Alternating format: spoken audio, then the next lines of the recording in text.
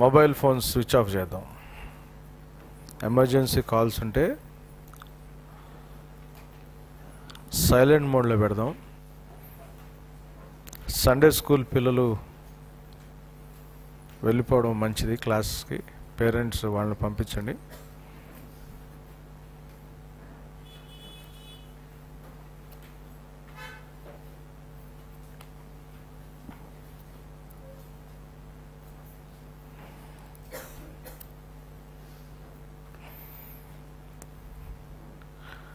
మర్మమైన వాక్యమైన అర్థమవుతుందేమో కానీ నాకు మన చర్చ అర్థం కావట్లా.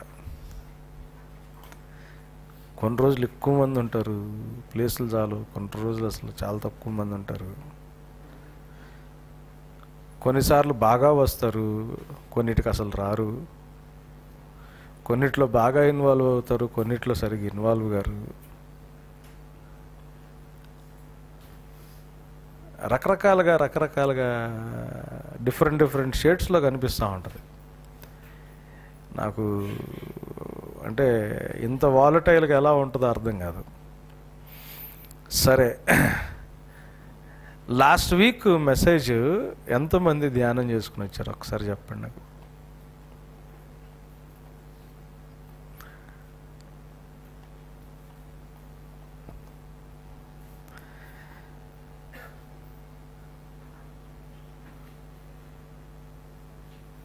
జీవితాలు కట్టబట్టడానికి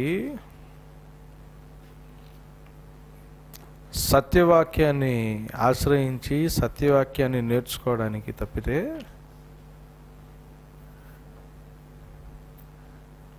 అంటే అన్ని రకాలైనటువంటి అవసరతల్ని దేవుడైతే తీరుస్తాడు, కానీ ప్రాథమికంగా వాక్యాన్ని నేర్చుకుని వాక్యంలో కట్టబట్టడం కొరకు కాకపోతే మనం చర్చికి రావడం బేసికల్గా అనవసరమేమో. నేను చాలాసార్లు చెప్తా ఉన్నా, చర్చ్ అటెండెన్స్ అంటే నేను ఈ రకంగా మాట్లాడితే వ్యతిరేకం అయిపోవచ్చు, వీడేంటి మరీ కొంచెం ఓవర్ యాక్షన్ చేస్తున్నాడు అనుకోవడానికి కూడా ఛాన్స్ ఉంది. అయినా కానీ మాట్లాడటానికి ఇష్టపడుతున్నా.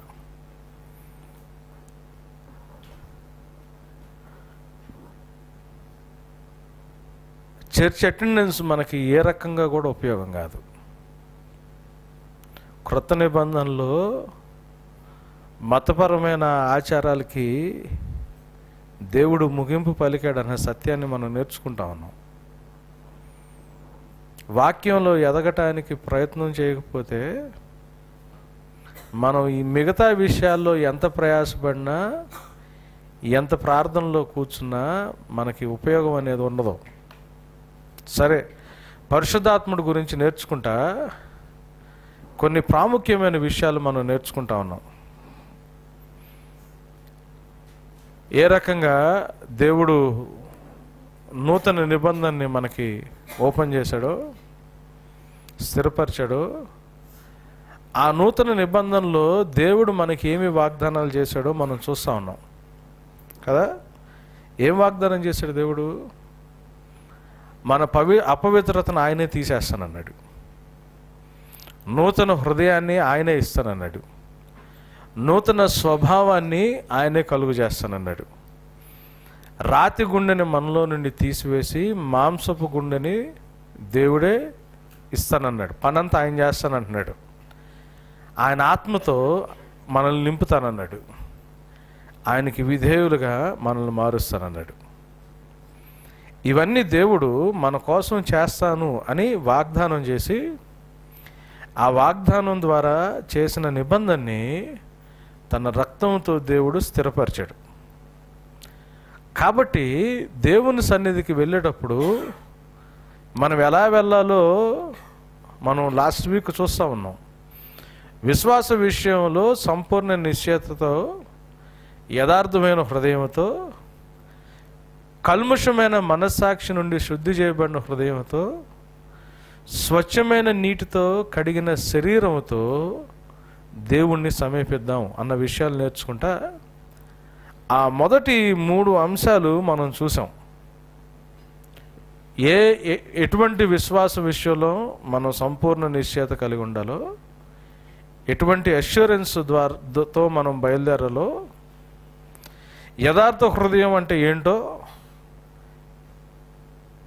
కల్ముషమైన మనస్సాక్షి నుండి శుద్ధి చేయబట్టం ఏంటో, అది ఎలా శుద్ధి చేస్తారో లాస్ట్ వీక్ మనం చూస్తూ ఉన్నాం. ఇది దేవుణ్ణి సమీపించటానికి బైబిల్లో ప్రభువు పెట్టిన మార్గం. గమనించండి, దేవుడి దగ్గరికి ఎలాగోలా వెళ్ళడం అనేది లోకంలో ఉన్న తీరు. ఏ రకంగా మనం ఆరాధించినా, ఏ రకంగా మనం పూజించినా, ఏ రకంగా మనం వచ్చినా, ఏ పేరు పెట్టుకుని వచ్చినా, ఎటువంటి పద్ధతి ద్వారా వచ్చినా మనం అల్టిమేట్గా దేవుడిని కలుసుకుంటాం, దేవుడితో ఉంటాం, దేవుడి దగ్గరికి వెళ్తాం అనుకోవడం అది లోకంలో సైతానుగాడు చెప్పిన అబద్ధం. పరిచర్య కూడా దేవుడు చెప్పిన క్రమం ప్రకారమే చేయాలి, కానీ పరిచర్య సైతం నా ఇష్టమైన పద్ధతిలో నేను చేయడానికి లేదు. చాలా క్లియర్గా ఇజ్రాయేలీలతో దేవుడు ఏమన్నాడంటే, బాబు మిమ్మల్ని మీ వాగ్దాన దేశంలో తీసుకొచ్చి పెడుతున్నా, నువ్వు ఇతర దేవతల్ని ఆరాధించడం పక్కన పెట్టు, వారు వాళ్ళ దేవతల్ని ఆరాధించే పద్ధతుల్లో మీరు నన్ను ఆరాధించొద్దు అని చెప్పి చాలా క్లియర్గా చెప్పాడు. నన్ను ఆరాధించేటప్పుడు, నన్ను సేవిస్తున్నప్పుడు, నన్ను ఆరాధిస్తున్నప్పుడు దేవుణ్ణి ఆరాధిస్తున్నాం కదా, దేవుణ్ణి సేవిస్తున్నాం కదా అని మనకు నచ్చిన విధానంలో మనం దేవుణ్ణి ఆరాధించడానికి, దేవుణ్ణి సేవించడానికి లేదు. There is a pattern, there is a way which God has prescribed in the scriptures. దేవుడు నియమించిన పద్ధతి బైబిల్లో ఒకటి ఉంది, క్రమం ఒకటి ఉంది. ఆ క్రమము లేకుండా దేవుడు ఒప్పుకోడు. దేవుడు పాత నిబంధనలు చూస్తే ఈ కృప మనుషుల మీదకి రాని టైంలో యేసు ప్రభు రక్తం చిందించకముందు మానవుల కొరకు దేవుని యొక్క ఖచ్చితమైన మనసు అంటే పద్ధతి ఎలా ఉంటుందో మనం పాత నిబంధనలో గమనిస్తే అర్థమైపోద్ది. మందసానికి 4 రింగులు ఉంటాయి. చెరువులు రెక్కలు విప్పిన మందసం ఉంటుంది కదా, ఆ బొమ్మ గుర్తుంది కదా, దానికి 4 రింగులు ఉంటాయి. ఈ 4 రింగుల్లో 2 కర్రలు పెట్టి యాజకులు భుజాల మీద మోసుకుని మందసాన్ని తీసుకురావాలి. ఇది దేవుడు పెట్టిన క్రమం. దావీదు హైపర్ ఎగ్జైట్ అయిపోయాడు, మందసం పట్టణంలోకి తెచ్చేసుకుంటున్నామని సంతోషపడ్డాడు. సంతోషం ఏంటైంది? మందసాన్ని వెనక్కి తీసుకొస్తున్నామని. కొత్త ఎడ్ల బండి మీద మందసాన్ని పెట్టారు, పెట్టి ఊరేగింపు చేస్తే తీసుకొస్తున్నారు. తీసుకొస్తుంటే మందసాన్ని ఎవరు మొయ్యాలో, ఎలా మొయ్యాలో దేవుడు పద్ధతి పెట్టాడు. వీళ్ళు పద్ధతి మర్చిపోయారు. ఉద్దేశం మాత్రం మంచి ఉద్దేశమే. దేవుని మందసం ఊర్లోకి వస్తుంది, దాన్ని వాళ్ళు సెలబ్రేట్ చేసుకుంటూ ఆరాధన చేసుకుంటూ తీసుకొస్తున్నాడు. మరి అప్పుడు గతుకుల రోడ్లే, ఇప్పుడు గతుకుల రోడ్లే. రోడ్లు అన్నీ అట్టనే ఉంటాయి, అప్పటికి ఇప్పటికి. రోడ్లు అంటే అట్లా ఉంటాయేమో మరి. సరే, ఆ ఎడ్లు బండి ఊగుతా మందసం పడబోయింది. ఉజ్జా ఏం చేశాడు? పడకూడదు అన్నట్టు, ముట్టుకోవాలని ఆశ కూడా కాదు, మళ్ళీ అది పడిపోద్దేమని చేయి చాపాడు. యాజకులు మాత్రమే దాన్ని మొయ్యాల. చేయి చాపితే ఏమయ్యాడు? అక్కడే చచ్చిపోయాడు. దావీదు భయపడిపోయాడు. మందసం ఊరిలోకి రానియకుండా అక్కడితో ఆపేశారు. ఇది మనం చాలా జాగ్రత్తగా అర్థం చేసుకుని గమనించాల్సిన విషయం.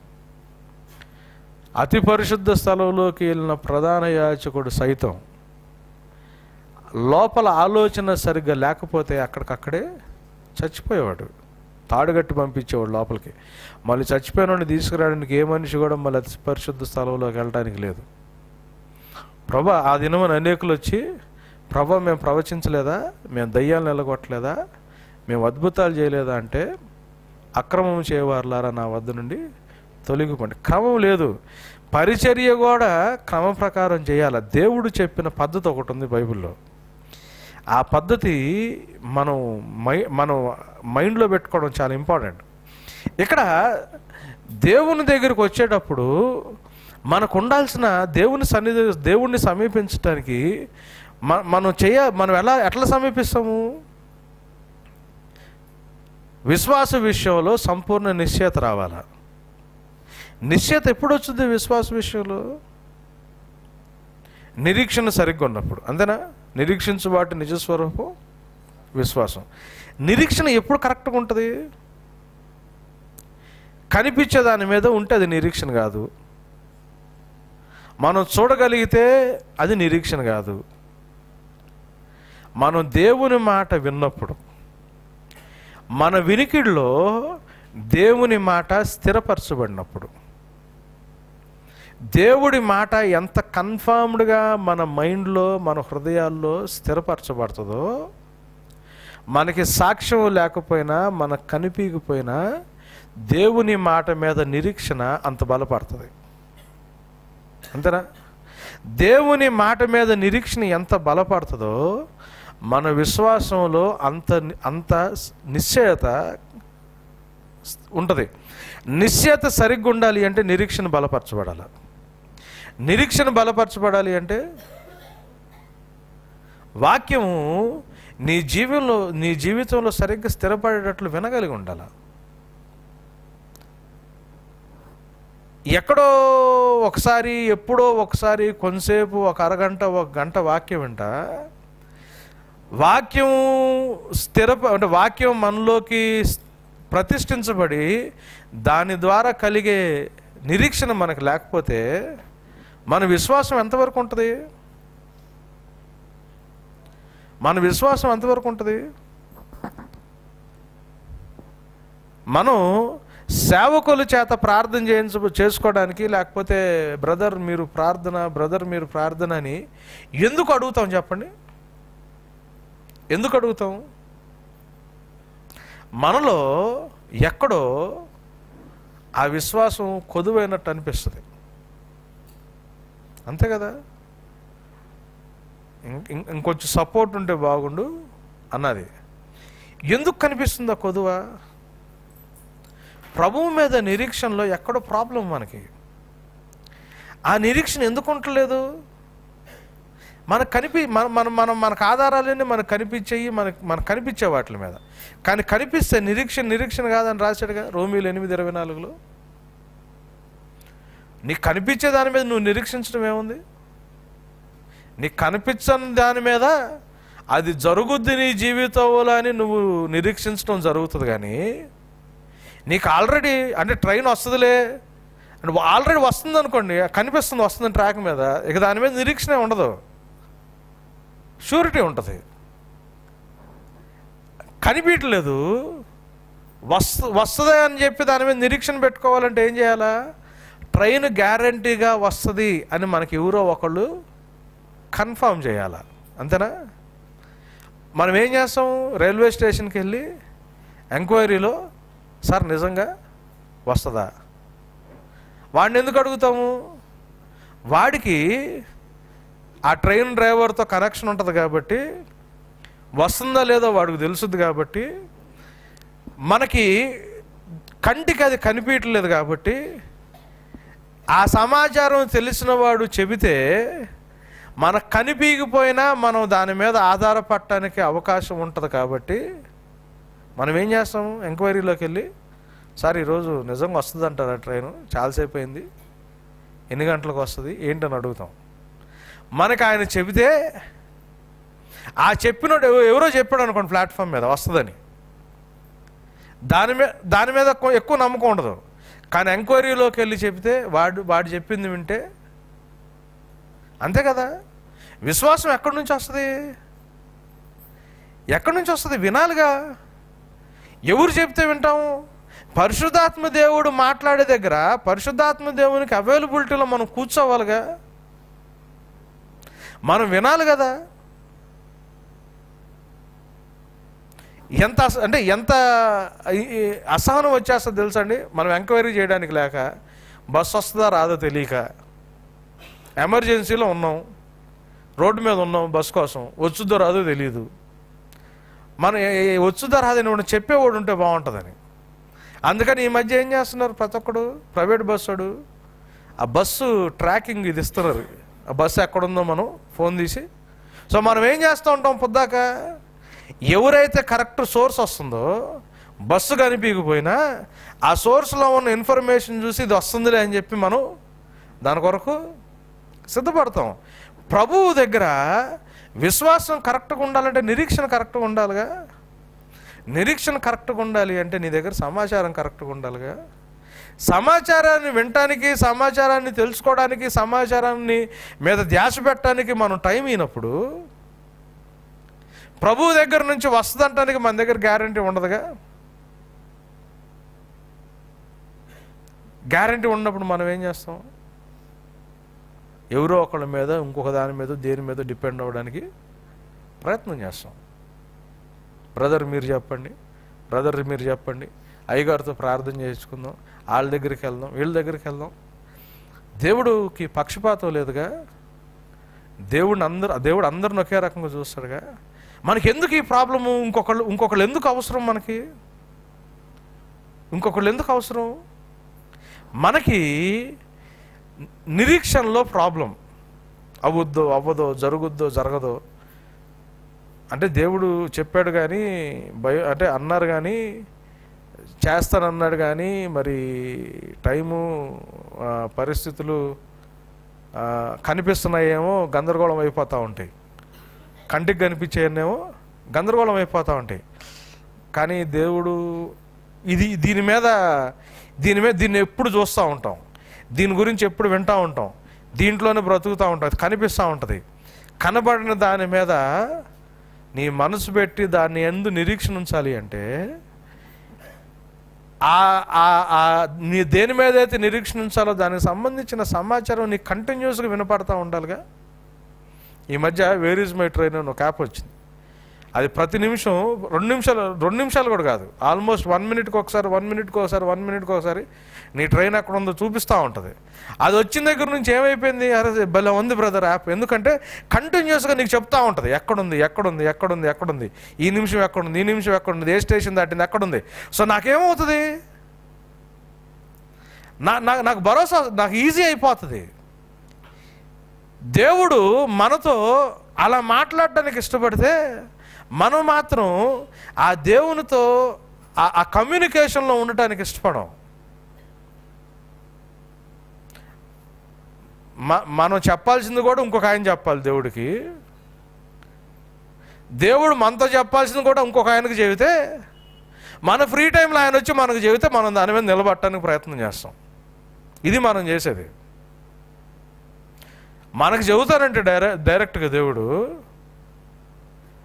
మనం టైం ఇవ్వకుండా మన గురించి ఏం చెబుతున్నాడో ఇంకొక ఆయన దేవుడి దగ్గర మన క్వశ్చన్ దేవుడి దగ్గర వేసి దేవుడు చెప్పేదానికి ఆయన పట్టుకుని మన దగ్గరికి వస్తే మనం దాన్ని తీసుకోవడానికి మనకి ఆ నిశ్చయత అంత ఫాస్ట్ ఎందుకు ఉండదు అంటే మనం బేసికల్గా వినికిడిలో ప్రాబ్లం. మనకి పరిశుద్ధాత్మ దేవుడు బోధిస్తుంటే పరిశుద్ధాత్మ దేవుని బోధ దగ్గర కూర్చోడానికి మనం టైం ఇయ్యం.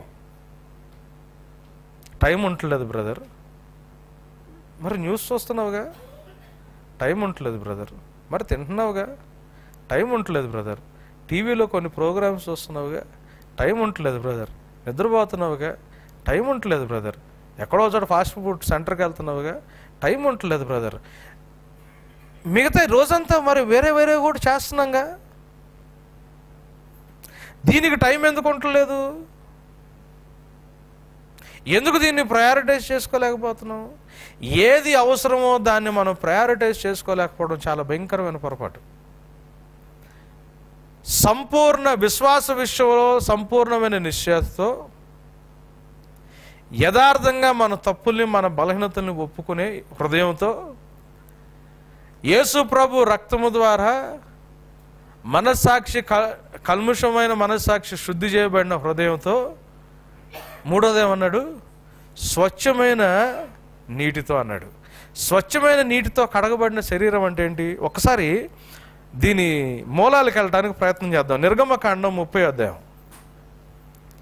నిర్గమకాండం 30వ అధ్యాయం 17వ వచనం నుంచి.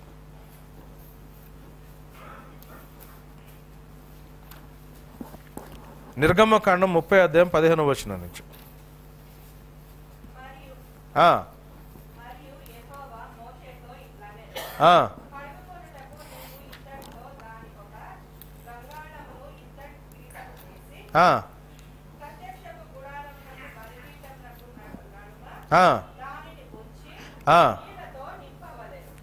ఏమంటున్నాడు? దీని స్విచ్ ఒకసారి చెక్. ఏమంటున్నాడు చూడండి, అక్కడ దేవుడు ఏమంటున్నాడంటే ఇత్తడి గంగాలాన్ని దేనికిది? కడుక్కోవడానికి. ఇత్తడి గంగాలం కడుక్కోవడానికి ఇత్తడిగా. ఇది ఎక్కడ ఉండాలి? దేవుని మందిర ఆవరణలోకి వెళ్తే, కాంపౌండ్లోకి వెళ్తే గేట్లో నుంచి ఎంటర్ అవ్వగానే బలిపీఠం కనిపిస్తుంది, ఇత్తడి బలిపీఠం. ఆ బలిపీఠానికి మందిరం లోపలికి, పరిశుద్ధ స్థలం లోపలికి వెళ్ళడానికి, ఆ మందిరం గేట్ ఉంటుంది కదా లోపల, టెంపుల్ కాంపౌండ్ వాళ్ళలోకి వెళ్ళగానే ముందు ఇత్తడి బలిపీఠం. బలిపీఠం దగ్గరికి ఆ మందిరంలోకి వెళ్ళే ఎంట్రన్స్ డోర్కి మధ్యలో కడుక్కోవడానికి ఇత్తడి గంగాలం పెట్టమన్నాడు దేవుడు. అంటే బలిపీఠం ఏమో యేసు ప్రభు శిలువ యాగానికి గుర్తు. బలిపీఠానికి దేవుని సన్నిధి, ఆ పరిశుద్ధ స్థలంలోకి వెళ్ళడానికి మధ్యలో కడుక్కోవడానికి ఏముండాలంట? ఇత్తడి గంగాలం. ఇది ఎవరెవరైతే పరిశుద్ధ స్థలంలోకి వెళ్తారో, ఎవరు వెళ్ళాలి? కేవలం యాజకులు మాత్రమే వెళ్ళాలి. మనం లాస్ట్ వీక్ ఏం చూస్తూ ఉన్నాం? యేసు ప్రభు రక్తం చేత కొనబడిన ప్రతి ఒక్కడు యాజకుడే. క్రైస్తవులందరూ యాజకులే. మనకు ప్రధాన యాజకుడు క్రీస్తు ఒక్కడే, మనం అందరం యాజకులమే. యాజకులు పరిశుద్ధపరచబడటానికి, పరిశుద్ధ స్థలంలోకి వెళ్ళడానికి ముందు, అంటే యేసు ప్రభు యొక్క బలియాగాన్ని అంగీకరించి రక్షణలోకి వచ్చి పరిశుద్ధపరచబడే కార్యక్రమంలోకి వెళ్ళడానికి ముందు జరగాల్సిందేంటి? ఏం జరగాలి? శరీరాన్ని నీటితో కడుక్కోవడం జరగాల. ఇది వాళ్ళకి ట్రెడిషనల్గా ఉన్న ఏర్పాటు. దేవుడు చెప్పాడు కడుక్కోవడానికి నీటి గంగాలాన్ని పెట్టమన్నాడు. కీర్తనలు 26లో దావీదు భక్తుడు ఒక మాట రాస్తున్నాడు.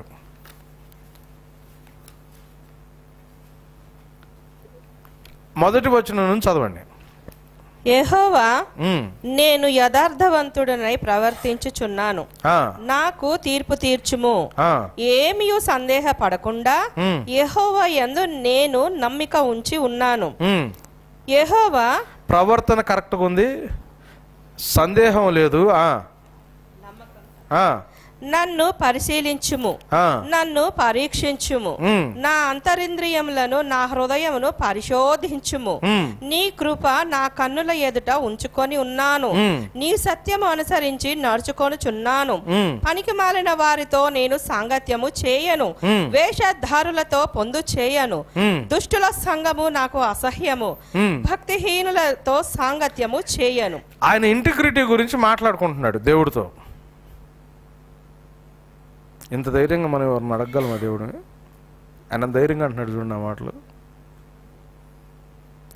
ఆయన యథార్థత గురించి, ఆయన నిజాయితీ గురించి దేవుడితో ప్రార్థన చేసుకుంటా, అంత యథార్థంగా ఉన్నా, అంత నిజాయితీగా ఉన్నా, దేవుని బలిపీఠం దగ్గరికి వెళ్ళేటప్పుడు ఏం చేస్తున్నాడు చూడండి 6వ వచనంలో. నిర్దోషినని నా చేతులు కడుగుకొందును, యెహోవా నీ బలిపీఠము చుట్టూ ప్రదక్షిణము చేయుదును. ఏం చేస్తున్నాడు? అంత కరెక్ట్గా ఉన్న వ్యక్తి కూడా బలిపీఠం దగ్గరికి వెళ్ళేటప్పటికి, ఆ పరిశుద్ధ స్థలంలో దేవునికి యాజకత్వం చేయడానికి వెళ్ళేటప్పుడు నా చేతులు నేను కడుక్కుని వెళ్తున్నాను అని అక్కడ దావీదు రాస్తున్న మాటలు.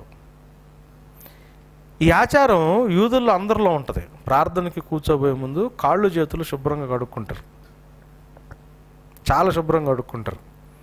మీరు మసీదులు చూస్తే మసీదు బయట మీకు వీళ్ళకు ఉంటుంది ఆ practice. They still practice this thing. చాలా క్లీన్గా మీరు వాళ్ళు కడుక్కోవడం గమనించాలి. ఎట్లా కడుక్కుంటారు, చాలా క్లీన్గా కడుక్కుంటారు కాళ్ళు చేతులు. వాళ్ళు అందుకే ఆ మురికి ఉండకూడదని ప్యాంటు గిలకలు పైకి వేసుకుంటారు, గోర్లు ఉండవు. వాళ్ళు అది అది అది ప్రాక్టీస్ చేస్తారు. ఎందుకంటే దేవుని సన్నిధిలోకి వెళ్ళేటప్పుడు ఎటువంటి మాలిన్యం ఉండకూడదు, అది కాన్సెప్ట్. ఇది యూదులు కూడా ఉంది. ఆఫ్టర్ ఆల్ వాళ్ళైనా వీళ్ళైనా అడిదిరిగి ఇడిదిరిగి అబ్రహాము సంతతి నుంచి వచ్చిన వాళ్ళే కదా.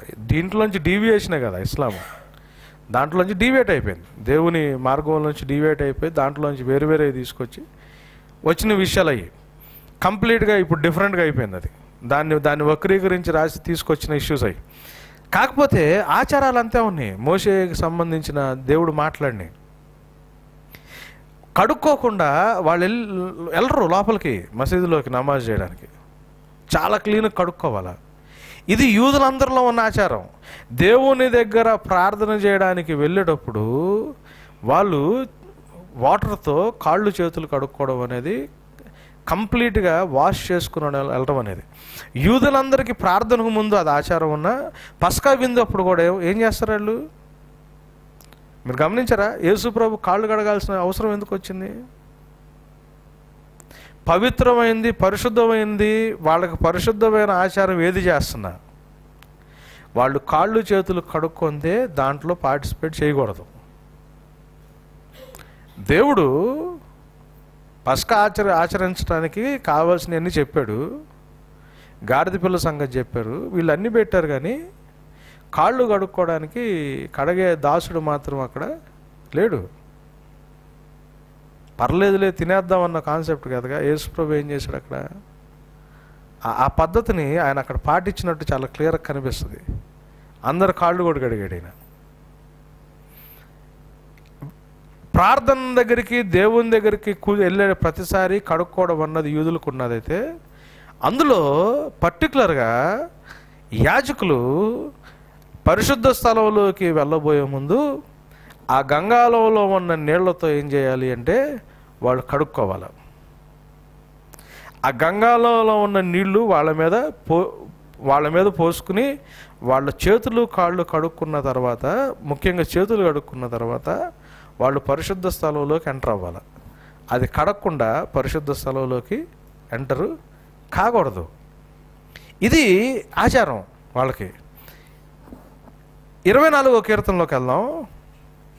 24వ కీర్తనలోకి వెళ్దాం. ఇంకొంచెం ఎక్స్పోజిషన్ దీనికి సంబంధించి మనకు కనిపిస్తూ ఉంటుంది. 3వ వచనం నుంచి చదువుదాం.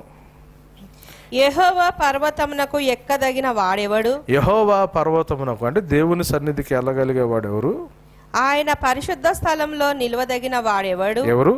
వ్యర్థమైన దాని యందు మనసు పెట్టకయు, వ్యర్థమైన దాని యందు మనసు పెట్టకయు, కపటముగా ప్రమాణము చేయకయు, కపటముగా ప్రమాణము చేయకయు, నిర్దోషమైన చేతులు శుద్ధమైన హృదయమును కలిగి ఉండువాడే. నిర్దోషమైన చేతులు శుద్ధమైన హృదయము కలిగినవాడే. వాడు యెహోవా వలన ఆశీర్వాదమునందును తన రక్షకుడైన దేవుని వలన నిత్యత్వమును నీతిమత్వము నొందును. ఆయనను ఆశ్రయించు వాళ్ళు. చాలండి. ఇక్కడ మీకేమేం కనిపిస్తున్నాయి? నిర్దోషమైన చేతులు. నిర్దోషమైన చేతులు అంటే కడుక్కున్న చేతులు కదా. శుద్ధమైన హృదయము, కపటము లేని మనస్సు, తప్పుడు పనులు అంటే చెడు క్రియలు లేకుండా కదా. చెడు క్రియలు లేకుండా అంటే అబద్ధాలు ఆడి క్రియల్లో చెడుతనం ఉండకూడదు, మనసులో కపటం ఉండకూడదు, హృదయం శుద్ధిగా ఉండాలి. దీంతోపాటు ఏమై ఉండాలా? కడుక్కున్న చేతులు. మీరు దీన్ని జాగ్రత్తగా గమనించండి. 24వ అధ్యాయంలో ఇది చేయమన్నాడు దేవుడు వాళ్ళని కదా. ఎవరు వెళ్తారు దేవుడు సన్నిధి దగ్గరికి? ఆయన పర్వతం మీదకి ఎవరు వెళ్ళగలరు?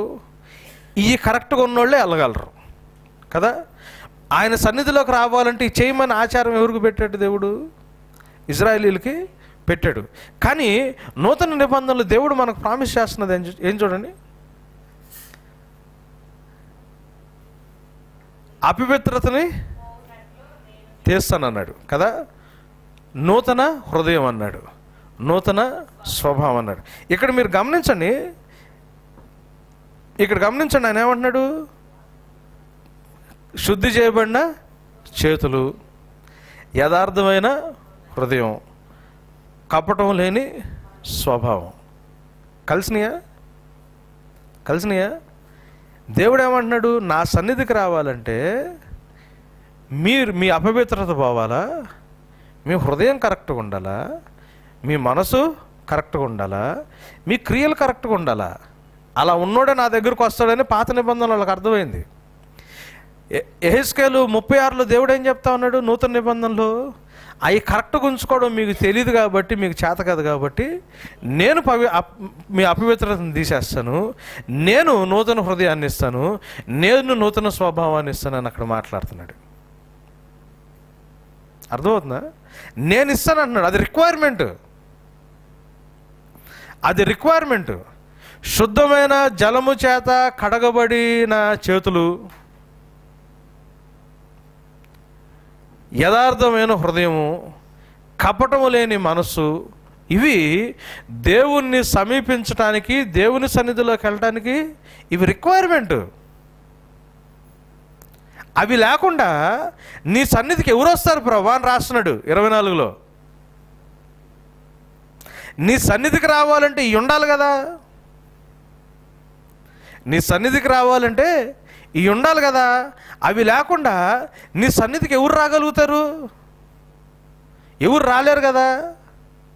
కానీ అంత యథార్థమైన జీవితం జీవిస్తున్నాను, నన్ను పరిశోధించని చెప్పిన దావీదు, ఆచారపరంగా బాహ్యంగా చేతులు కడుక్కుని లోపలికి వెళ్తానని చెప్పుకున్న దావీదు తర్వాత ఏం చేశాడు?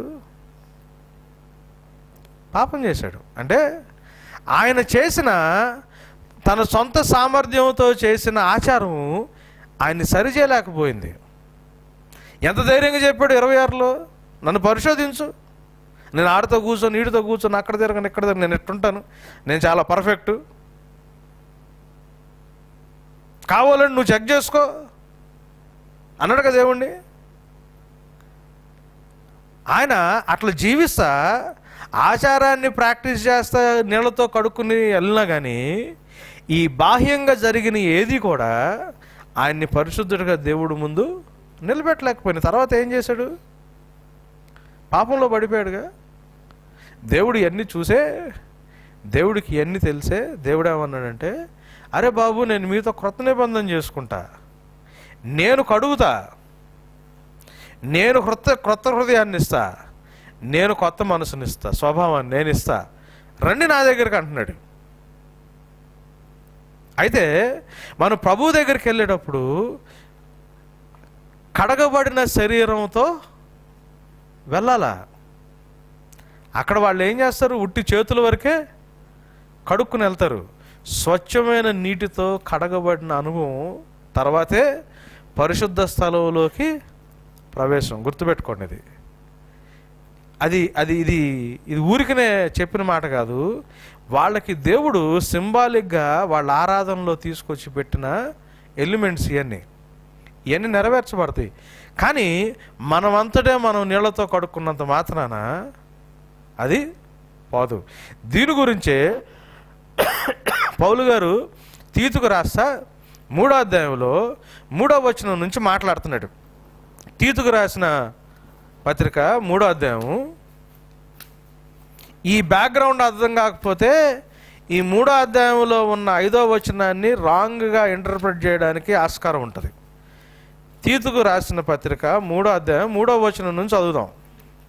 ఎందుకనగా మనము కూడా మునుపు అవివేకులమును అవిధేయులమును మోసపోయిన వారమును నానా విధములైన దురాశలకును భోగములకును దాసులమునై ఉండి, ఒకప్పుడు మనం కూడా ఇటువంటి వాటన్నిటికీ దాసులమై ఉండి దుష్టత్వము నందును అసూయ యందును కాలము గడుపుచు అసహ్యులమై ఒకరినొకడు ద్వేషించుకొంచు ఉంటిమి. కానీ అది క్రైస్తవుల యొక్క పాత స్వభావం. దీంట్లో ఏమేమి ఉన్నాయి చూడు, చెప్పండి. ఏమేమి ఉన్నాయి చెప్పండి దీంట్లో.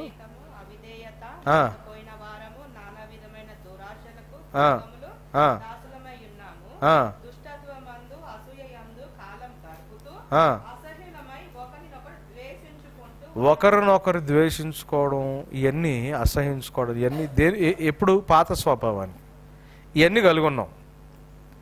ఒకవేళ ఉంటే మనకింకా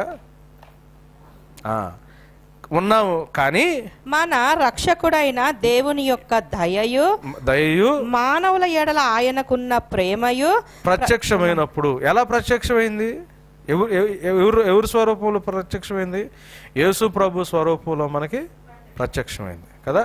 అది ప్రత్యక్షమైనప్పుడు మనము నీతిని అనుసరించి చేసిన క్రియల మూలముగా కాక, మన సొంత క్రియల వల్ల కాకుండా తన కనికరము చొప్పుననే. ఆగండి, దేవుని కనికరము చొప్పున. ఇక్కడ జాగ్రత్తగా, పునర్జన్మ సంబంధమైన స్నానము ద్వారా పరిశుద్ధాత్మను మనకు నూతన స్వభావము కలుగజేయట ద్వారా మనలను రక్షించను. ఎలా రక్షించాడు దేవుడు? ఎలా రక్షించాడు? ఆ రక్షణ కార్యక్రమంలో రెండు జరగాల. పునర్జన్మ సంబంధమైన స్నానం, పరిశుద్ధాత్మని ద్వారా నూతన స్వభావం. ఈ రెండిటి ద్వారా దేవుడు మనల్ని ఏం చేస్తున్నాడు? రక్షిస్తున్నాడు. దేని ద్వారా? పునర్జన్మ సంబంధమైన స్నానం, పరిశుద్ధాత్మ దేవుడు మనకి నూతన స్వభావాన్ని అనుగ్రహించడం ద్వారా రక్షణ. సో రక్షణ కార్యక్రమంలో రెండు ఎలిమెంట్స్ ఉన్నాయి. ఏమేమి ఉన్నాయి? పునర్జన్మ సంబంధమైన స్నానం, దాని తర్వాత ఇంగ్లీష్లో ఏమన్నాడంటే రెన్యూవల్ ఆఫ్ హోలీ స్పిరిట్ అన్నాడు.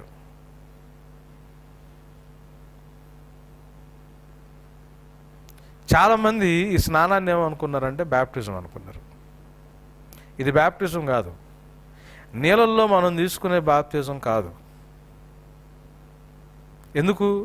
1 పేతురు 3వ అధ్యాయంలో 21వ వచనంలో 1 పేతురు 3వ అధ్యాయం 21వ వచనంలో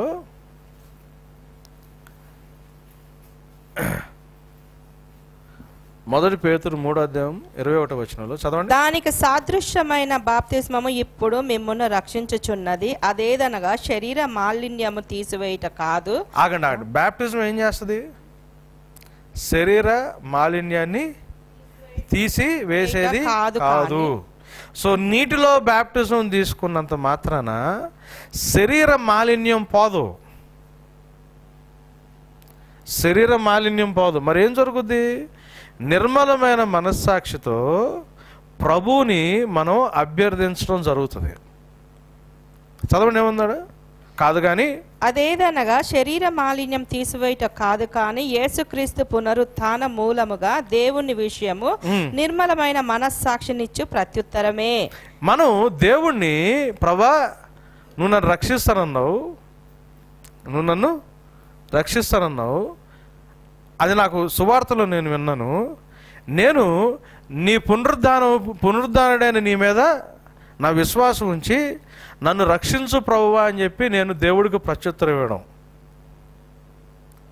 నన్ను రక్షించు ప్రభువా అని నేను దేవుణ్ణి అందరి ముందు అడుగుతున్నా. దేని ద్వారా? నీటి బ్యాప్టిజం ద్వారా. కానీ నీటి బ్యాప్టిజము నా పాపాలని తీసేస్తుందా? నా మాలిన్యాన్ని తీసేస్తుందా? తీసేయదు. ఇది ఇక్కడ తీతుకు రాసిన దగ్గర పునర్జన్మ సంబంధమైన స్నానం అని రాశాడు. ఆ స్నానం వేరు, నీటి బ్యాప్టిజం వేరు. ఆ స్నానం, నీటి బ్యాప్టిజం మనల్ని మన శరీర మాలిన్యాన్ని తీసేయదు.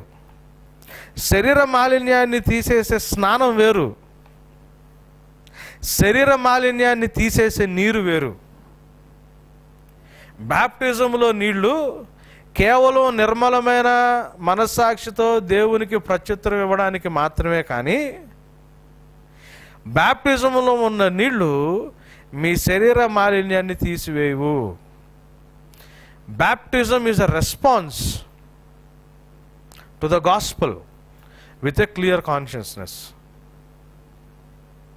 పునరుద్ధానుడైన క్రీస్తు ప్రభు మీద విశ్వాసంతో సువార్త విని ఆ సువార్తకి మనం స్పందించే నిర్మలమైన మనస్సాక్షితో మన స్పందన బ్యాప్టిజం. నేను నీ చేత సరిచేయబట్టడానికి నన్ను నీకు సమర్పించుకుంటున్నాను అని నిర్మలమైన మనస్సాక్షితో పునరుద్ధానుడైన క్రీస్తు ప్రభు మీద మనసుంచి నేను దేవుడికి నేనేం చేస్తున్నాను, దేవునికి ప్రత్యుత్తరం ఇస్తున్నా. దేని ద్వారా? నీటి బ్యాప్తిజం ద్వారా. చిన్నపిల్లలకి ఇచ్చామనుకోండి, ఇది జరుగుద్దా? ఆడికి అసలు ఏందో కూడా తెలియదు. అది ఎలా వ్యాలిడ్? అది వ్యాలిడ్ కాదు. సో చిన్నపిల్లలు కుదురుద్దంటే కుదరదు. ఇది ఎవరు చేయగలుగుతారు, ఎవరు స్పందించగలుగుతారు? ఇట్లా కేవలం సువార్త విని ప్రభువుకి నిర్మలమైన మనస్సాక్షితో స్పందించే వాళ్ళు మాత్రమే చేయగలిగేది ఇది. కానీ ఇది శరీర మాలిన్యాన్ని మాత్రం ఆ స్పందన అవసరం. దేవుడికి బ్యాప్టిజం అది అవసరం, దేవుడు అది చేయమన్నాడు. అది చేయకూడదని కాదు. కానీ వాటర్ బ్యాప్టిజంలో ఉన్న వాటరు మన శరీర మాలిన్యాన్ని తీయదు. చాలామందికి బ్యాప్టిజము ఇవ్వడం తీసుకోవడం అన్నది అది టార్గెట్ కింద పెట్టుకుంటారు. కాదు, టార్గెట్ బ్యాప్టిజం ఏంటంటే నువ్వు దేవుని చేత రక్షించబడటానికి నీలోంచి వచ్చిన ఫస్ట్ రెస్పాన్స్. మేబీ ప్రభువుగా అంగీకరించిన తర్వాత నీ దగ్గర నుంచి వచ్చిన ఫస్ట్ రెస్పాన్స్, అంతే. శరీర మాలిన్యం ఏం పోదు. శరీర మాలిన్యం పోవాలి అంటే పునర్జన్మ సంబంధమైన స్నానం చేయాలి. ఈ స్నానం మనం చేసుకుంటే పోదు. ఈ స్నానం ఎలా జరగాల? పైనుంచి దేవుడు స్నానం చేయించాల. దేవుడు మనకు ఆ స్నానం చేయించాల. ఆయన తన నీటితో కడిగితే తప్పితే మనము ఈ లోకం నీటితో కడుక్కుంటే మన శరీర మాలిన్యం పోదు. దీని గురించే ఎఫెసీ పత్రిక 5వ అధ్యాయం 26వ వచనంలో పౌలు భక్తుడు రాస్తున్నాడు. ఎఫెసీ పత్రిక 5వ అధ్యాయం 26వ వచనం.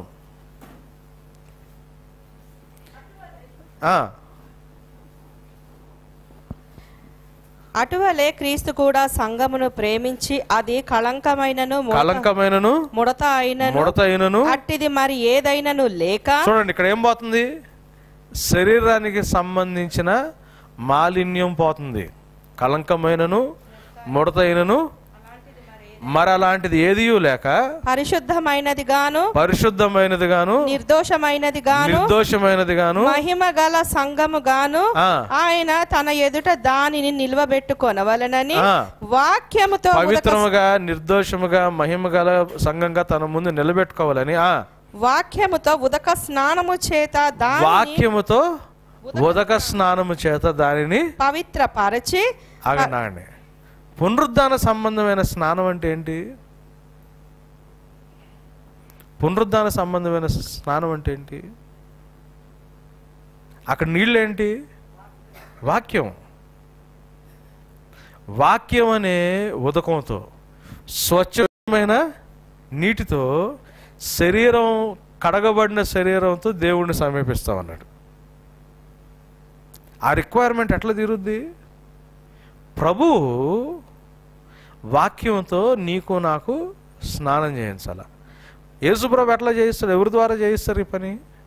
పరిశుద్ధాత్ముడి ద్వారా. అంతే కదా ఆయన చేసేది కదా. వాక్యంతో కడగబడాలా. వాక్యంతో కడగబడిన శరీరం లేకుండా నువ్వు దేవుని సన్నిధిలోకి పరిశుద్ధ సన్నిధిలోకి నువ్వు వెళ్ళలేవు. దేవునితో ఆ అనుభవంలోకి, పరిశుద్ధపరచబడే అనుభవంలోకి నువ్వు వెళ్ళలేవు. వాక్యంతో కడగబడే అనుభవం దేవుడే పరిశుద్ధాత్మని ద్వారా వాక్యం అనే ఉదకముతో నిన్ను కడిగి నీ శరీరంలో ఉన్న ప్రతి మాలిన్యాన్ని తీసేస్తాడు. Water baptism it's only a response to God's call of salvation. నిర్మలమైన మనస్సాక్షితో పునరుద్ధానుడైన యేసు ప్రభు వైపు చూసి సువార్తని అంగీకరిస్తా క్రీస్తు ప్రభు అని నోటితో ఒప్పుకున్న తర్వాత దేవుడికి మనం ఇచ్చే ప్రత్యుత్తరం ఏంటి? నీటి బ్యాప్టిజం. కానీ అది శరీర మాలిన్యాన్ని తీదు. ఈ నీటి బ్యాప్టిజం ఎక్కడ జరుగుద్ది? ఆవరణలోకి వెళ్ళినప్పుడు బలిపీఠం దగ్గర జరుగుతుంది. ఆ బలిపీఠం దగ్గర నుంచి ఇక నువ్వు డైరెక్ట్గా పరిశుద్ధ స్థలంలోకి వెళ్ళడం ఉండదు. బలిపీఠానికి పరిశుద్ధ స్థలానికి మధ్యలో పరిశుద్ధ స్థలంలోకి వెళ్ళబోయే ముందు, బలిపీఠం దగ్గరికి వెళ్ళబోయే ముందు నీటితో కడగబడే అనుభవంలోకి వెళ్ళాలి. నీటితో కడగబడే అనుభవం లేకుండా పరిశుద్ధ స్థలంలోకి వెళ్ళరు. అది దేవుని క్రమము కాదు. దేవుడు అలా తీసుకెళ్ళడు. చాలామంది యేసు ప్రభు బలిపీఠం దగ్గర ఆగిపోతున్నారు. చాలామంది యేసు ప్రభు బలిపీఠం దగ్గర ఆగిపోతున్నారు. నమ్ముతారు యేసు ప్రభు నా కోసం చనిపోయాడు, తిరిగి లేచాడు. ఆయన దగ్గరికి వెళ్తే పాప క్షమాపణ వచ్చింది. అడుగుతున్నాం క్షమాపణ. ఆయన కృపామయుడు. ఆయన దగ్గరికి వెళ్తే కృప వచ్చుద్ది, పొందుకుంటున్నాం కృపని. ఆయన దగ్గరికి వెళ్తే స్వస్థత వచ్చుద్ది, స్వస్థత అనుభవిస్తున్నాం, మంచి అనుభవిస్తున్నాం, కృపను అనుభవిస్తున్నాం, కనికరం అనుభవిస్తున్నాం, క్షమాపణ అనుభవిస్తున్నాం. బలిపీఠం దగ్గరే కూర్చుంటున్నాం. ఇవన్నీ టేస్ట్ చేస్తున్నాం కాబట్టి దేవుడు మనకొక్కళ్ళని స్వస్థపరుస్తుంది కాదుగా. క్రైస్తవేతరులను స్వస్థపరిచిన ఆయనే స్వస్థపరిచాడు. దేవుడు మనల్ని ఒక్కళ్ళైనా కాపాడుతుంది కాదుగా. క్రైస్తవులు ఎట్లా కాపాడుతున్నారో క్రైస్తవేతరులు కూడా అలానే కాపాడుతున్నాడు. దేవుడు మనల్ని ఒక్కళ్ళైనా పోషిస్తుంది కాదుగా. క్రైస్తవులు ఎట్లా పోషిస్తున్నాడో క్రైస్తవేతరులు కూడా, క్రైస్తవేతరులు కాదు కాకుల్ని పిచుకుల్ని కూడా ఆయనే పోషిస్తున్నాడు. గుర్రాలకి కొండ మీద గడ్డి కూడా ఆయన తీసుకొచ్చి పెడుతున్నాడు. అవన్నీ దేవుని మంచితనాన్ని, క్రైస్తవేతరులు, అన్యులు, తాగుబోతోళ్ళు, తిరుగుబోతోళ్ళు, పాపులు అందరూ కూడా దేవుడు అనుగ్రహాన్ని ఎలా అనుభవిస్తున్నారో మనం అనుభవిస్తున్నాం. కాకపోతే వాళ్ళు దేవుడి ద్వారా అనుభవిస్తున్నాం అని వాళ్ళకి తెలియదు. మనకు ఆ విషయం తెలిసింది అంతవరకే. తెలిసి మనం ఏం చేస్తున్నాం? ఇది కేవలం యేసు ప్రభు ద్వారానే వస్తున్న అనుగ్రహం అని దేవుణ్ణి స్తుతిస్తున్నాం. అక్కడి నుంచి ఇంకో పాయింట్ మాత్రం ముందుకెళ్ళట్లా. అది చాలా అనుకుంటున్నాం జీవితంలో. స్తుతిస్తున్నాం, థ్యాంక్స్ చెప్తున్నాం, ప్రార్థన చేసుకుంటున్నాం, మళ్ళీ పొందుకుంటున్నాం, మళ్ళీ స్తుతిస్తున్నాం, ప్రభా థ్యాంక్స్ అనుకుంటున్నాం. నా కోసం చచ్చిపోయాడు ప్రభా, నన్ను క్షమించు ప్రభా, నాకు ఇచ్చినందుకు థ్యాంక్స్ ప్రభా, ఇది ప్రభా, ఇది ఇచ్చినందుకు థ్యాంక్స్ ప్రభా, నీకు స్తోత్రాలు ప్రభా. ఇక్కడే కానీ వాక్యం అనే ఉదకము చేత శరీర మాలిన్యాన్ని కడగబడే యేసు ప్రభు చేత కడిగించుకొని ఆ స్నానం చేయించుకునే అనుభవంలోకి ఎంతమంది వెళ్తున్నాం? ఎంతమంది జెన్యూన్గా వాక్యం దగ్గర కూర్చుని ప్రభా నీ శుద్ధ జలంతో నా శరీర మాలిన్యాన్ని కడగమని వాక్యాన్ని నీళ్ళు, ఇప్పుడు స్నానం చేయాలనుకోండి, ఒక కప్పు నీళ్ళు సరిపోతాయా? గ్లాస్ నీళ్ళు సరిపోతాయా? చెమ్ము నీళ్ళు సరిపోతాయా? అర బకెట్ సరిపోతాయా?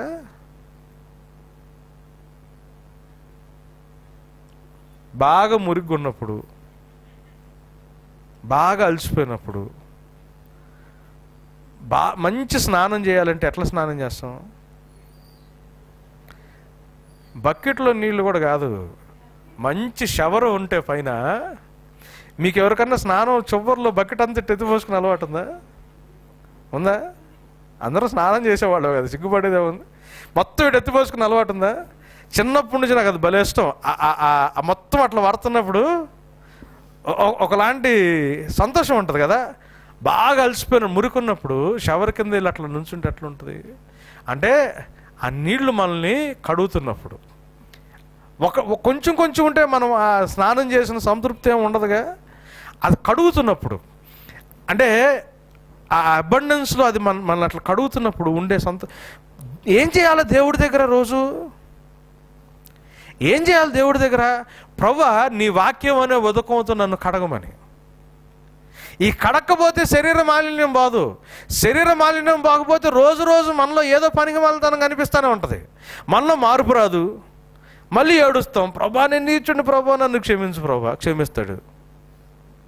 కడుక్కోం, మళ్ళీ వాసన వచ్చుద్ది. ప్రభా ప్రభా ప్రభా ప్లీజ్ ప్రభా క్షమించు ప్రభా. క్షమిస్తాడు. కడుక్కోం, మళ్ళీ వాసన వచ్చుద్ది. కడుక్కోకపోతే వాసన పోదు. కడుక్కోకపోతే వాసన పోదు. దేవుని దగ్గర మేలు పొందుకోవడం వేరు, దేవుని కృపను పొందుకోవడం వేరు, దేవుని చేత పోషించబడటం వేరు. కడుక్కునే అనుభవం లేకపోతే ఈ మురికి పెరిగిపోయి పెరిగిపోయి పెరిగిపోయి మనం దరిదాపుల్లోకి వెళ్తేనే జనాలు ఏం చేస్తారు? ఇది మనలో ఉన్న పరిస్థితి. ఎందుకు మారట్లా మనలో మార్పు ఎందుకు రాదు? ఉట్టి ప్రార్థన చేస్తే ఏమొచ్చుద్ది? మా ఆవిడని మార్చు, లేదా మా ఆయన్ని మార్చు, మా పిల్లల్ని మార్చు, మా అన్నదమ్ముల్ని మార్చు. ఎలా ప్రార్థన చేస్తారు? మారాలంటే కడుక్కోవాలిగా. దేవుని చేత కడగబట్టడానికి దేవుడి దగ్గర మనం అవైలబుల్గా ఉండాలిగా. ఆయన చేత స్నానం చేయించబట్టడానికి దేవుడి దగ్గర ఉండాలిగా. అది మనం చెయ్యం. ఇంట్లో ఫ్యామిలీగా కూర్చుని వాక్యాన్ని ధ్యానం చేసుకుని, మనం పర్సనల్గా ఫ్యామిలీగా కూర్చుని వాక్యాన్ని ధ్యానం చేసుకుని ప్రభువు చేత కడగబడం. భర్తలో ఉండాల్సిన ఫాల్ట్ భర్తల్లో ఉంటుంది, భార్యలో ఉండాల్సిన ఫాల్ట్ భార్యలో ఉంటుంది, పిల్లల్లో ఉండాల్సిన ఫాల్ట్ పిల్లల్లో ఉంటుంది. ఈ ఫాల్ట్లో నుంచి ఇంట్లో ప్రాబ్లమ్స్ జరుగుతూ ఉంటాయి. ఆ కూర్చున్న అరగంట ప్రార్థన దేనికోసం చేస్తాం? ఈ మురికిలో నుంచి వస్తున్న కంపు గురించి ప్రార్థన చేస్తాం. ప్రభువా ప్లీజ్ ప్రభువా అంటాడు అని ప్రార్థన చేస్తాం. అరగంట ప్రార్థన చేయగానే, గంట ప్రార్థన చేయగానే మనం ప్రభువుకి ఏదో మెహర్బానీ చేసేసినట్టు, మన మీద బాగా ఆత్మీయంగా ఎదిగిపోయినట్టు మనం ప్రార్థన చేసుకున్నామండి, మేము బైబిల్ మనం ఒకలాంటి ఫీలింగ్లోకి వెళ్ళిపోతాం. వెళ్ళిపోయి అక్కడితో వదిలేస్తాం. ఆ ఫీల్డ్లో కొంతసేపు ఆ కంపు తెలియదు మనకి, కానీ మురికి పోలేదుగా. ఈ మురికి మళ్ళీ స్లోగా మళ్ళీ దేంట్లోంచి ఏమవుతుంది? కంపు వస్తుంది. మళ్ళీ నెక్స్ట్ రోజు సాయంత్రానికో మళ్ళీ మన ఆయనలోనో మన ఆవిడలోనో మన పిల్లల్లోనో ఎక్కడో ఏదో ప్రాబ్లం కనిపిస్తుంది. మళ్ళీ నెక్స్ట్ ఈవినింగ్ వచ్చేటికి బ్రదర్ ఏమైనా కావట్లేదు బ్రదర్, నేను ప్రార్థన చేసుకుంటున్నాను బ్రదర్, కానీ అవ్వట్లేదు బ్రదర్. కానీ ఎక్కడ కడుక్కుంటున్నారమ్మా? కడుక్కోకపోతే యాడ్ నుంచి పోతాయి? ఎక్కడ పోతాయి? పోవడం కాదు కదా, రక్షణ మార్గంలో మీరు సంపూర్ణంగా నిలబడటం కూడా జరగదు.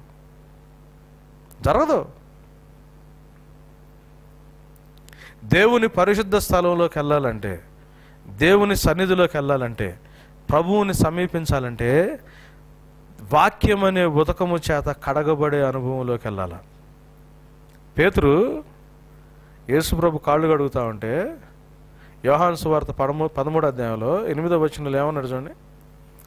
యేసుప్రభు కాళ్ళు కడుగుతా ఉంటే మనం ఒక్క 10 minutes లేటుకి స్టార్ట్ అయ్యాం, 10 minutes లేటుగా వదిలిపెట్టేస్తాం. మేము లేటుగా స్టార్ట్ అయినా కానీ ఇంకా లేటుగా వచ్చిన వాళ్ళు ఉన్నారు. సో నేను కొంచెం ఒక 10 నిమిషాలు లేటుగా వదిలిపెట్టినా మిమ్మల్ని లేటుగా వదిలిపెట్టినట్టేం కాదు. సో మీరు వచ్చిన దగ్గర నుంచి 2.5 గంటలు క్యాలిక్యులేట్ చేసుకోండి, ఈ లోపలే వదిలిపెడతా. ఓకే.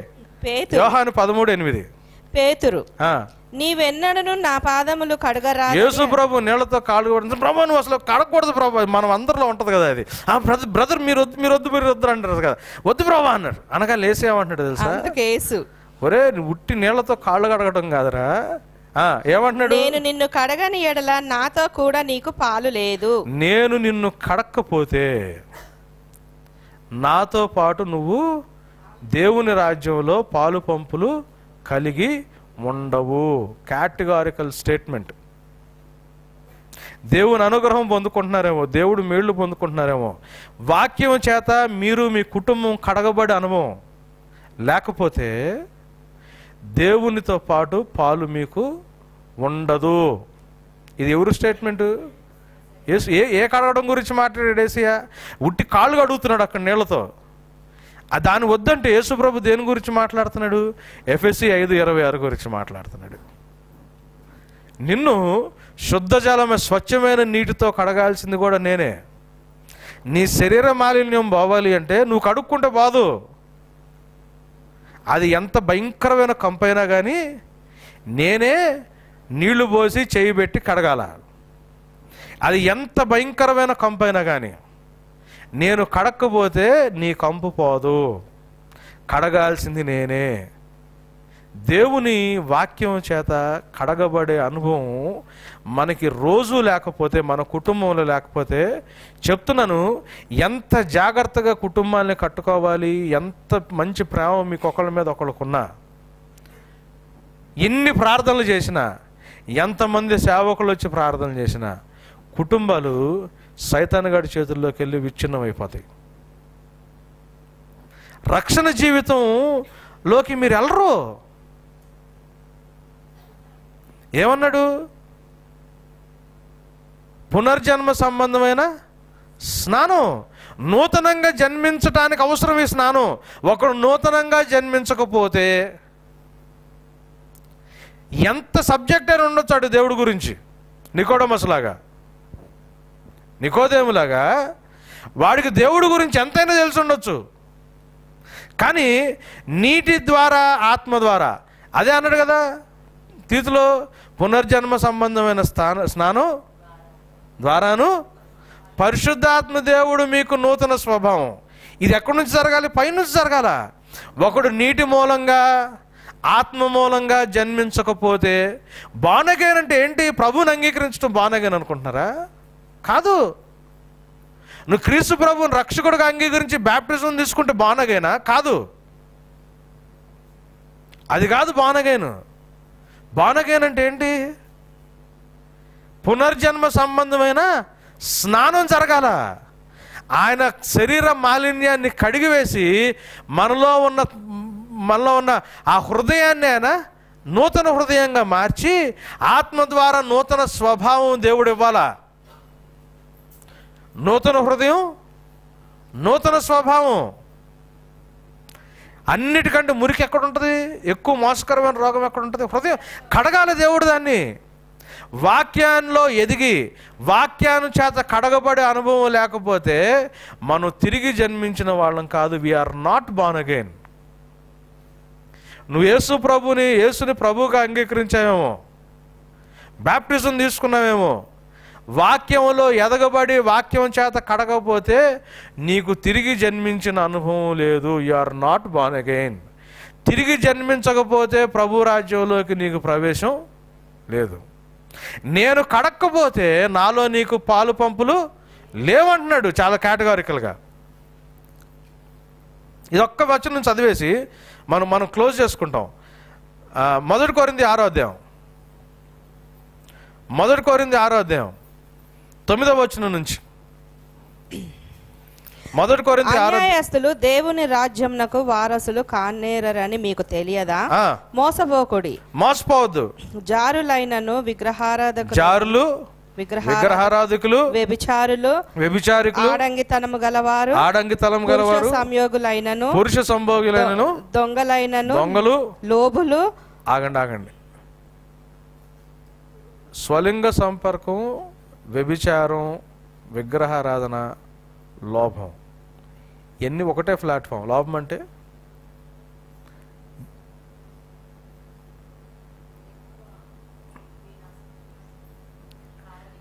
నాది, నాకు, నాది, ఇది ఉంటుంది చూసారా?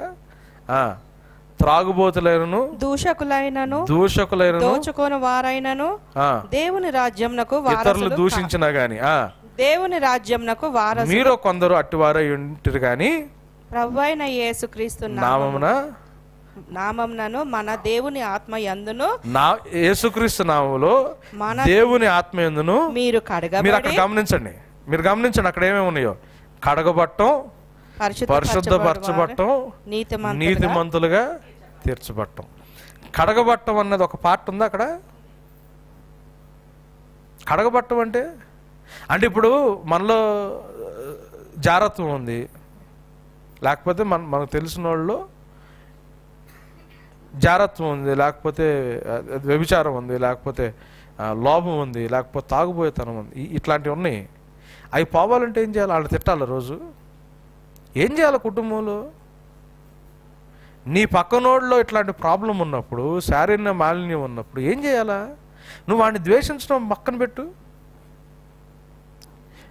ద్వేషించడం పక్కన పెట్టండి. ఏం చేయాలా? యేసు ప్రభువు చేత కడగబట్టడానికి కుటుంబంగా మనం దేవుడి దగ్గరికి వెళ్ళి కూర్చోవాలా, వెళ్ళి కూర్చోవాలా. క్రైస్తవులుగా మన ఇళ్ళల్లో ప్రాబ్లం ఉంటే మనం విడిపోవడమైనా జరుగుద్ది, వాళ్ళ మీద కోపంతో వీళ్ళ మీద కోపంతో, లేకపోతే ఒకళ్ళ మీద ఒకళ్ళు కక్షలు పెట్టేసుకుని కోపాలు పెట్టేసుకుని తిట్టుకోవడమైనా జరుగుద్ది. వాళ్ళు మారట్లేదు, వీళ్ళు మారట్లేదు, వీళ్ళు ఇంతే వాళ్ళు అంతే అని చెప్పి వాడి మీద వీడి మీద నఫం వేసుకోవడం జరుగుద్ది.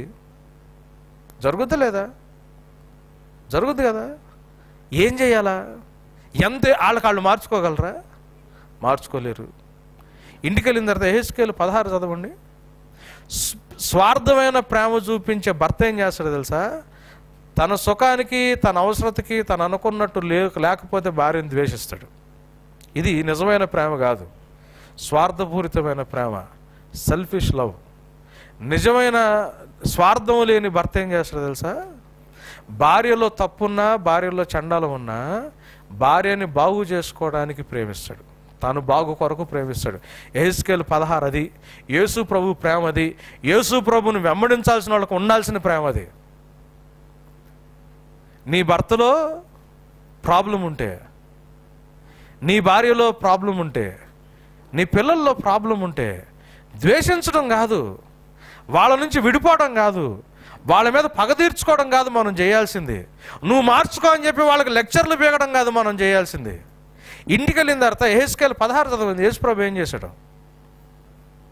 రోడ్డు మీద దిక్కులేని తనంలో వాంతులో పడిపోయాను, నిన్ను నేను చూశాను, ప్రేమించాను, నేను తీసుకొచ్చాను, నేను నిన్ను బాగు చేసుకున్నాను అంటున్నాడు. అన్ని బాగుండి కాదుగా దేవుడు మనల్ని చూసుకుంది. పెళ్లి చేసుకున్నప్పుడు నీ భర్తలో ఆ చండాలం కనిపించలేదేమో, తర్వాత కనిపించిందేమో. నీ భార్యలో ఆ చండాలం కనిపించలేదేమో, తర్వాత కనిపించిందేమో. అన్ని బాగున్నప్పుడు ప్రేమించి నీ భార్యలోనో నీ భర్తలోనో ప్రాబ్లం వచ్చినప్పుడు, నీ పిల్లల్లో నువ్వు ద్వేషించి, నువ్వు దూరంగా వెళ్ళిపోయి, నువ్వు కోపం పెట్టుకుని గొడవ పడిపోయి తిట్టేసి అరిచేసి నువ్వు మార్చుకొని వాళ్ళకి లెక్చర్లు బీగితే నువ్వు యేసుప్రభుని ఆడ వెంబడిస్తున్నావు. యేసుప్రభు ప్రేమను చూడలేదా? నీలో చండాలం ఉన్నా నిన్ను ప్రేమించాడన్న సంగతి నీకు తెలియలేదా? నువ్వు పనికి మాలినోడవైనా నిన్ను దగ్గర తీసుకున్నాడన్న సంగతి నీకు తెలియలేదా? నువ్వు చండాలం నీలో ఉన్నాక నిన్ను క్షమించి, నిన్ను ఆదరించి, నిన్ను బాగు చేసుకుంటాడు అన్న సంగతి నీకు తెలియట్లేదా? అది నువ్వు ఎందుకు చూపించవు పక్కనోడి దగ్గర? ఏం చేయాలి కుటుంబం ఏం చేయాలా? దేవుని చేత కడగబట్టడానికి. దీంట్లో బాధ్యత ఎవరికి తెలుసా అండి? తిమోతికి లెటర్ రాస్తా భర్తకు ఉండాల్సిన క్యారెక్టర్ రాస్తాడు. పెద్దలుగా ఎంచుకునేటప్పుడు బోధించే అనుభవం ఉన్న భర్తల్ని పెద్దలుగా ఎంచుకోమంటాడు. ఈ చర్చిలో ఉన్న ప్రతి ఒక్క పురుషుడికి పెళ్ళవచ్చు, అయ్యుండొచ్చు, అవ్వడానికి రెడీగా ఉండొచ్చు. మీ ఇంట్లో శరీర మాలిన్యంతో తప్పులో ఎవరన్నా ఉంటే వాక్యం అనే ఉదకము చేత యేసు ప్రభువుతో కడగబడే అనుభవంలోకి నడిపించాల్సిన బాధ్యత, వాక్యాన్ని నేర్చుకుని మీ భార్యకి మీ పిల్లలకి నేర్పించాల్సిన బాధ్యత పురుషులుగా భర్తలుగా మీకుంది. అవ్వ తప్పిపోయింది, పాపం ఎవరిది అన్నాడు తెలుసా? దేవుడు ఆదాము అన్నాడు. నీ భార్య కానీ నీ పిల్లలు కానీ తప్పిపోయినా, వాళ్ళు చెడిపోయినా, వాక్యాన్ని నువ్వు పర్సనల్గా ధ్యానించి యేసు ప్రభు చేత వాక్యం అనే ఉదకంతో స్నానం చేయించి కుటుంబాన్ని స్నానం చేయించలేని అనుభవంలో నువ్వు ఉన్నావు కాబట్టి భర్తగా దేవుడు నీ కుటుంబం గురించి క్వశ్చన్ వేస్తాడు. You are liable and accountable to Christ. పురుషులు ఎంతమంది ఏ ఏజ్లో ఉన్నా కానీ గుర్తుపెట్టుకోండి, మీరు రేపు పొద్దున పెళ్ళైనా మళ్ళీ మీదే బాధ్యత. ఎందుకు లోబడమన్నాడు స్త్రీలు మీకు? మనకి ఎందుకు లోబడమన్నాడు? లోబడమని వాళ్ళకి చెప్పాడు, బాధ్యత మీకు ఇచ్చాడు. లోబడే దగ్గర వాళ్ళని పాయింట్అవుట్ చేసి బాధ్యతలు విస్మరించామంటే మనం చాలా పెద్ద పొరపాటు చేస్తున్నాం. కుటుంబంలో ఉన్న ఏ సమస్య పోవాలన్నా అది మన శరీరంలో ఉన్న మాలిన్యం నుంచి వస్తున్న వాసనను అర్థం చేసుకుని, పురుషులుగా, భర్తలుగా మన కుటుంబం వాక్యం అనే ఉదకంతో స్నానం చేయబడుతుందా లేదా చెక్ చేసుకునే పరిస్థితుల్లో మనం లేకపోతే, మేలును అనుభవిస్తూ ఉంటాం, దేవుడు చూపించే కృపను అనుభవిస్తూ ఉంటాం, అవన్నీ జరుగుతూ ఉంటాయి. కానీ నూతనంగా మాత్రం నువ్వు జన్మించవు, నీ కుటుంబం జన్మించదు. నూతనంగా జన్మించకపోతే ప్రభువు నిన్ను, నీ కుటుంబాన్ని నడినెత్తి నుంచి అరికాలు దాకా వాక్యంతో ఆయన కడక్కపోతే ఆయనలో నీకు నాకు పాలు పంపులు ఉండవు. పురుషులుగా బాధ్యత మీది. భరించండి, తప్పులు ఉంటాయి మీ ఆవిడలో, సహించండి వాళ్ళలో ఉన్న పనికిమాలితనాన్ని. బలహీనమైన ఘటవని వాళ్ళని సన్మానించమన్నాడు దేవుడు. ఇది కమాండ్. మీ పిల్లల్లో ప్రాబ్లం ఉంటుంది, నీ భార్యలో ప్రాబ్లం ఉంటుంది, ఉండదని దేవుడు చెప్పలా, నీలో కూడా ఉంది. కానీ కుటుంబాన్ని వాక్యం అనే ఉదకంతో స్నానం చేయించాల్సిన బాధ్యత. భర్తగా నువ్వు వాక్యం చదివి నేర్చుకుని పిల్లలకి, నీ భార్యకి నువ్వు నేర్పించట్లేదు అంటే నీ ఇంట్లో వచ్చిన ప్రతి కంపుకి వాళ్ళెవరు కారణం కాదు, నువ్వే కారణం. వాళ్ళెవరు కారణం కాదు, నువ్వే కారణం. అందుకే నీ యజమాని అన్నాడు దేవుడు ఇంటికి. అందుకే నీ చేతికి అధికారం ఇచ్చాడు దేవుడు. ఒకవేళ భర్త రక్షణలో లేకపోతే ఈ స్థానం భార్య నిలబడి చేయాల్సిన అవసరం ఉంది. మీ కుటుంబాల్లో వాక్యం అనే ఉదకంతో స్నానం జరగకపోతే, ఫెసిలిటీ ఉన్నప్పుడు వాక్యం నేర్చుకోవడానికి రండి. ఆదివారం ఆ గంట సేపు కూర్చోవడం అన్న అలవాటుని మానేయండి, దయచేసి మానేయండి. మీరు అరగంటకి గంటకు వచ్చిన వారం మొత్తంలో దేవుడు మీ ప్రార్థనలు ఆలకిస్తాడు, మీకు జవాబులు ఇస్తాడు. ఆయన కృపమయుడు కదా, ఇస్తాడు. దాంట్లో ఏం కొదవలు ఉండదు. కానీ నూతనంగా జన్మించబడతాడా? పునరుద్ధాన సంబంధమైన స్నానం మీరు చేస్తారా? చేయరు. చేయకపోతే దేవునిలో మాత్రం మీకు పాలు పంపులు ఉండవు. ఈ రెస్పాన్సిబిలిటీ ప్రతి ఒక్క పురుషుడు తీసుకోండి. రేపు పొద్దున మీ కుటుంబం చెడిపోయింది అంటే యజమానిగా దేవుడు నిన్ను క్వశ్చన్ చేస్తాడు. నువ్వేమైనా కొనియొచ్చు నీ భార్యకి, నీ పిల్లలకి, నువ్వెంతైనా చేయండొచ్చు, ఎంతైనా భరించవచ్చు. కానీ కుటుంబాన్ని కూర్చోబెట్టి, నువ్వు వాక్యం నేర్చుకుని, నువ్వు కడగబడి కుటుంబాన్ని కూర్చోబెట్టి నీ కుటుంబాన్ని వాక్యం అనే ఉదకంతో స్నానం చేయించే ప్రాక్టీస్ నీ ఇంట్లో ఉందా? నువ్వు చేస్తున్నావా? నువ్వు చేస్తున్నావు? అది చేయట్లేదు అంటే నీ కుటుంబం సరిగ్గా లేదు. నేను చాలా క్లియర్గా మాట్లాడుతున్నా, బాధ్యతలు తీసుకుంటారు. నీ కుటుంబం సరిగ్గా లేదు. నీ కుటుంబంలో ఏ ప్రాబ్లం వచ్చినా, ఎవరు ఏ తప్పు పని చేసినా బాధ్యుడు నువ్వే అవుతావు. పురుషుడిగా, యజమానిగా, భర్తగా ఆ బాధ్యత తీసుకోవడానికి సిద్ధపడండి పురుషులందరూ. వాక్యం అని యేసు ప్రభు చేత కడగబడకపోతే యేసు ప్రభులో మీకు పాలు ఉండదు. ఈ లోకంలో మేళ్ళు దొరుకుతాయి, ఈ లోకంలో స్వస్థత వచ్చింది, ఈ లోకంలో కనికరం వచ్చింది, పోషణ వచ్చింది. కానీ అక్కడ మాత్రం ఆయనతో పాలు ఉండదు. ఒకవేళ పరలోక రాజ్యంలో దేవునితో పాటు ఆయన రాజ్యంలో జీవించాలనుకున్నది మీ టార్గెట్ అయితే ఇది చెయ్యండి. అక్కడ దాకా ఎందుకు లేని బ్రదర్, అవి ఉన్నాయో లేదో, ఇప్పుడు నాకు రోగం ఉంది, ఇప్పుడు నాకు అవసరం ఉంది, వీటి వరకే మాకు యేసు ప్రభు చాలనుకుంటే మాత్రం యథావిధిగా కంటిన్యూ అయిపోండి. ఎలా ఉండాలో అట్లా కంటిన్యూ అయిపోతే సరిపోద్ది. ఇక్కడ వరకు అవి వస్తానే ఉంటాయి. మీరు రాకపోయినా దేవుడు మీకు ఇవ్వాల్సినవన్నీ మీకు ఇస్తాడు. ఆయన అక్కడ అప్పుడు ఆయన ఆయన ఆయన నమ్మదగినోడు.